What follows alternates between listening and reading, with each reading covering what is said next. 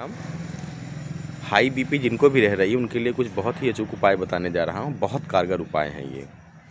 क्या करें कि उनको बोलिए कि रात्रि में तांबे के पात्र में पानी रखें और सुबह उठ करके उसको घूंट कम से कम ध्यान रखिए कि 1 गिलास से आरंभ करिए और लगभग 1.25 लीटर तक का जो है अभ्यास बना लीजिए। ध्यान रखिए धीरे धीरे पीना है, घूंट करके, ठीक है। और जब आप घूंट करके पिएंगे तो आपको क्या होगा कि बहुत ज़्यादा सलाइवा और लार जाएगी और वो क्या करेगी, न्यूट्रलाइज करेगी किसको, पित्त को, जिसकी वजह से बीपी शूट अप कर रहा है। और क्या करिए कि सुबह जो है जब आप रोटी वगैरह खाएं तो उस समय आप जो चने का आटा होता है और गेहूं का आटा, ये मिश्रित करके ही आप जो है उसका उपयोग करिए। उसी की रोटी खाइए तो वो क्या करेगा, डाइजेस्टिव सिस्टम को हेल्दी बनाएगा, ज़्यादा फाइबर जाएगा और पित्त की शांति भी करेगा वो। और क्या करना है आपको, आप जब सायंकालीन भोजन करते हैं रात्रि में तो उसको त्याग दीजिए। सायंकालीन सूर्य रहते ही, मतलब सूर्य के डूबने के लगभग 1-1.5 घंटे पहले भोजन करें। भोजन में क्या करें कि जो जौ की दलिया है और या तो मूंग दाल की खिचड़ी, यही भोजन आपको करना है, जौ की दलिया या मूंग दाल की खिचड़ी, ठीक है।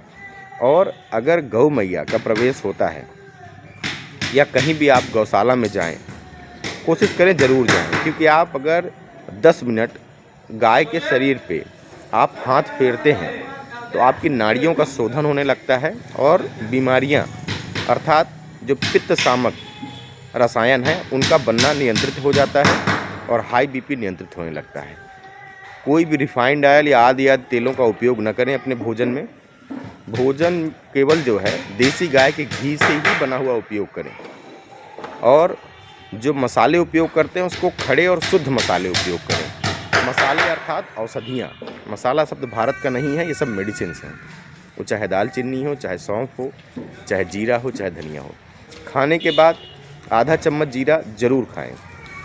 चबा करके जितना चबा के खाएंगे उतना ही ज़्यादा वो मेडिसिनल प्रॉपर्टी में कन्वर्ट होगा और आपको हील करेगा। तो अगर आप ये तरीके अपना लेते हैं हाई बीपी की समस्या में तो आप देखेंगे कि आपकी दवाइयों का डोज कम होने लगेगा और धीरे धीरे करके दवाइयों से छुटकारा पा जाएंगे। क्योंकि हाई बीपी की जो दवाइयाँ हैं ना, वो क्या करती हैं, कार्डियक अरेस्ट करती हैं। मतलब आपको हार्ट अटैक भी नहीं, सीधा कार्डियक अरेस्ट होगा। वो हार्ट की मसल्स को सप्रेस करती रहती हैं।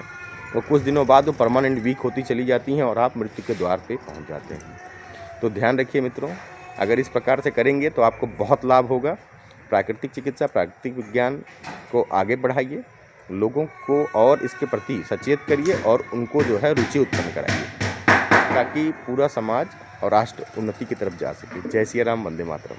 अष्टमी के शुभ अवसर पर सबको बहुत बहुत मंगल शुभकामनाएं। जब आप स्वाहा करते हैं, किसी भी अग्नि में आहुति देते हैं, तो उसमें क्या है, जैसे ही अग्नि प्रज्वलित होती है और आप स्वाहा बोलते हैं तो स्वा जैसे ही आपका उच्चारण आ की तरफ जाता है, वैसे अग्नि का मुख जो होता है उस देवी का, उस देवता का जो मुख जो है खुल जाता है। तो आप हाथ जैसे किसी को भोजन कराते हैं उस प्रकार से हाथ करके आप उनको जैसे खिलाते हैं उस प्रकार से आहुति दें।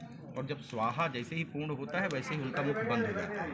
तो जैसे ही स्वाहा शब्द आए लोग पहले ही कर देते हैं, तो पहले न करें, बाद में करते हैं, बाद में भी न करें, और बुझे हुए अग्नि में तो कदापि हवन न करें।